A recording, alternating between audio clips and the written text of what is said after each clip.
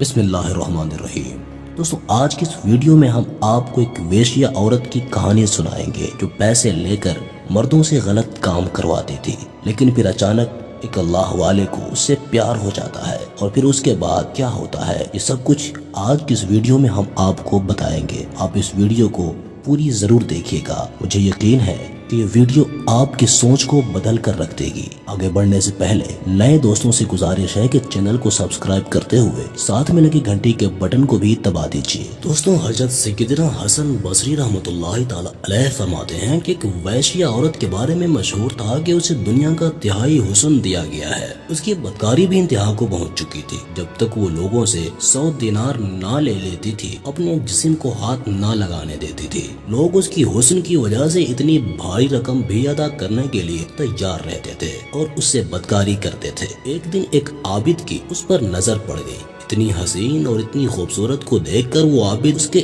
عشق میں مبتلا ہو گیا اور اس نے ارادہ کر لیا کہ میں اس حسین و جمیل عورت کا قرب حاصل کر رہوں گا۔ جب اسے معلوم ہوا کہ 100 دینار دیے بغیر میری یہ خواہش پوری نہیں ہو سکتی، تو اس نے مطلوبہ رقم حاصل کرنے کے لیے دن رات مزدوری کرنا شروع کر دیا۔ جب اس کے پاس 100 دینار جمع ہو گئے تو اس بدکار عورت کے پاس پہنچا اور کہا کہ اے حسن و جمال کی پیکر، میں پہلی نظر میں ہی تیرا دیوانہ ہو چکا تھا۔ تیرا قرب حاصل کرنے کے لیے میں نے مزدوری کی، اب 100 دینار لے کر تیرے پاس آیا ہوں۔ یہ سن کر اس فحاشہ عورت نے کہا اندر آ جاؤ۔ جب وہ عابد کمرے میں داخل ہوا تو دیکھا کہ وہ حسین و جمیل عورت سونے کے تخت پر بیٹھی ہے۔ اس نے عابد سے کہا میرے قریب آؤ اور اپنی خواہش پوری کر لو، میں حاضر ہوں، آؤ میرے قریب آؤ۔ وہ عابد بےتاب ہو کر اس کی طرف بڑھا۔ جب وہ دونوں بدکاری کے لیے بالکل تیار ہو گئے تو اس عابد کی پہلے کی ہوئی عبادت اس کے کام آ گئی اور اسے اللہ تعالیٰ کی بارگاہ میں حاضری کا وقت یاد آ گیا۔ بس یہ خیال آنا تھا کہ اس کے جسم پر کب کبھی طاری ہو گئی، اس کی شہوت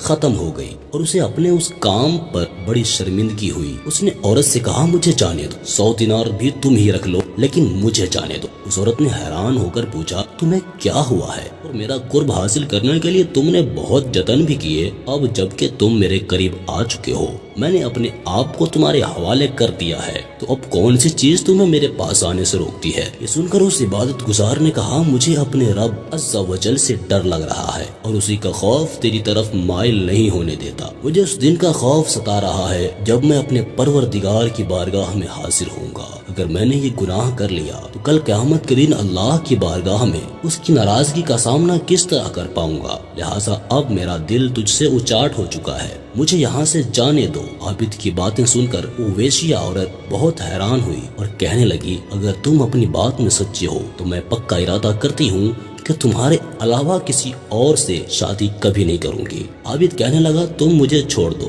مجھے بہت گھبراہٹ ہو رہی ہے۔ عورت نے کہا اگر مجھ سے شادی کر لو تو میں تمہیں چھوڑ دوں گی۔ عابد نے کہا جب تک میں یہاں سے چلا نہ جاؤں اس وقت تک میں شادی کے لیے تیار نہیں ہوں۔ عورت نے کہا اچھا ابھی تم چلے جاؤ، لیکن میں تمہارے پاس آؤں گی اور تم ہی سے شادی کروں گی۔ پھر وہ عبادت گزار سر پر کپڑا ڈالے، منہ چھپائے، شرمندہ شرمندہ وہاں سے نکلا اور اپنے شہر کی طرف نکل گیا۔ فحاشہ عورت کے دل میں اس عابد کی باتیں اثر کر چکی تھی، چنانچہ اس نے اپنے تمام سابقہ گناہوں سے توبہ کر لی۔ پھر اس نے اپنے شہر کو خیر آباد کہا اور اس عابد کی طرف نکل پڑی۔ لوگوں نے عابد کو بتایا کہ فلاں عورت تم سے ملاقات کرنا چاہتی ہے۔ عابد باہر آیا، جیسے ہی اس کی نظر عورت پر پڑی تو ایک زوردار چیخ ماری اور اس کی روح بدن سے نکل گئی۔ عورت اس کی طرف بڑھی تو دیکھا کہ اس کی جان تو نکل چکی ہے۔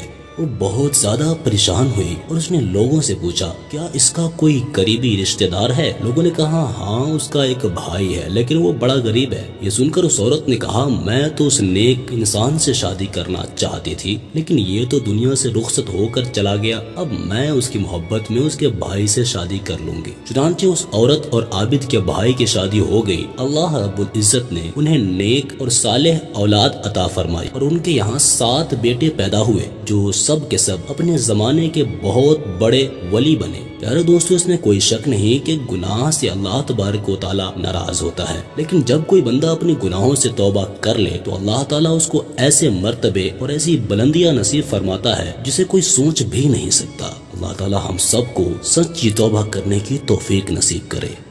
سبسکرائب کیجیے ہمارے چینل اسلامک کہانی کو اور دبا دیجیے نہ بجنے والی گھنٹی کے بٹن کو تاکہ ہماری ویڈیوز آپ کو ملے سب سے پہلے۔